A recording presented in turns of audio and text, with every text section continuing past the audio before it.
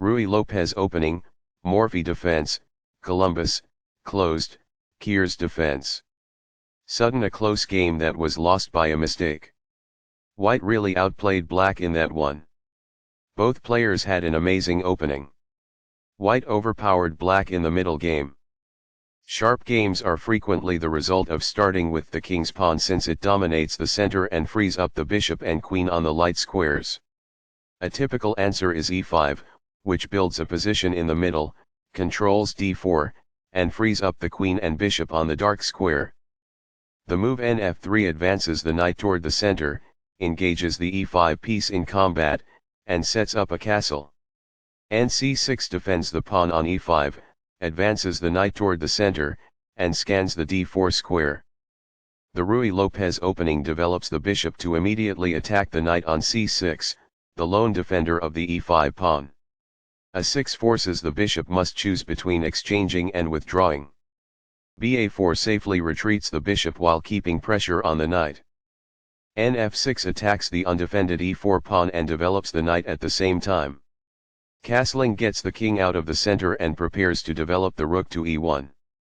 b7 develops the dark squared bishop and prepares to castle. 1 rupee centralizes the rook and protects the e4 pawn. b5 gains space on the queen side and forces the bishop to the b3 square. bb3 is forced, but the bishop is well placed because it attacks the f7 square. Castling gets the king out of the center and activates the rook. c3 prepares the d4 pawn push, opens up the c2 square for the bishop and allows the queen to develop on the queen side. The e5 pawn is supported by d6 and the bishop on light squares can advance. h3 stops Black from using the g4 square. This allows White to play the d4 pawn push without having to deal with Black's light squared bishop coming to g4. na5 attacks the bishop on b3 and allows the c-pawn to move forward. bc2 retreats the bishop to a square where it supports the e4 pawn. The c5 square occupies space in the middle and governs the d4 square. d4 takes space in the center, attacks the e5 and c5 pawns and allows the dark squared bishop to develop. d7 retreats the knight to a square where it defends the e5 and c5 pawns. By doing this, a knight moves out of its beginning square and into the action. It is the final book action. By doing this, a bishop moves out of its beginning square and into the action. It is quite good. The best choice is this one. It is ideal. Perfectly on point. It is ideal. This misses a chance to grow a bishop outside of its starting square. It is incorrect. A wise decision. It is quite good. It's alright. That's good. There were worse maneuvers, but there were also much better ones. It is incorrect. This enables the adversary to kick the knight. It is incorrect. This overlooks an opportunity to kick a knight. This permits the opponent to kick a bishop. It is a mistake. This misses a chance to stomp on a bishop. It is incorrect. This strikes a rival knight. That's good. This misses a chance to trample a bishop. It is incorrect. A powerful play.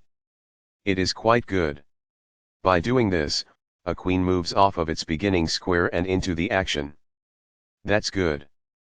Now that the rooks can see one another, they can defend one another. It is quite good. Very precise. It is best.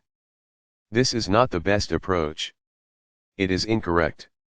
The rooks are linked by this, making it easier for them to work together in the future. It is quite good. This poses the risk of producing a passed pawn. It is ideal.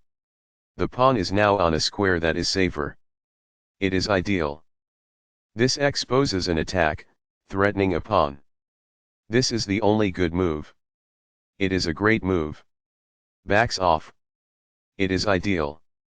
The knight can now control more squares as a result. That's good. A rook enters the action after developing outside of its starting square as a result. It is ideal.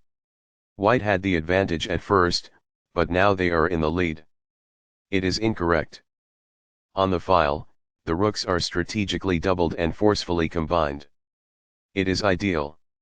While not a mistake, that is also not the wisest course of action. That's good. This seizes a helpless pawn. It is quite good. Recaptures. It is ideal. Backs off. It is ideal. That's a decent move. That's good. It's alright. That's good. That is a logical response. It is quite good. While not a mistake, that is also not the wisest course of action. That's good. That's a decent move. That's good. This poses a threat to strike a knight. That's good. It's alright. That's good. A pawn kicks the opposing knight, forcing it to move or risk being captured. It is ideal. This requires an outpost, a square that is currently in play where a pawn cannot push the knight off. It is quite good. What I would have advised is that. It is ideal. Recaptures. That's good. Backs off. It is ideal. This reveals a rook attack. It is ideal.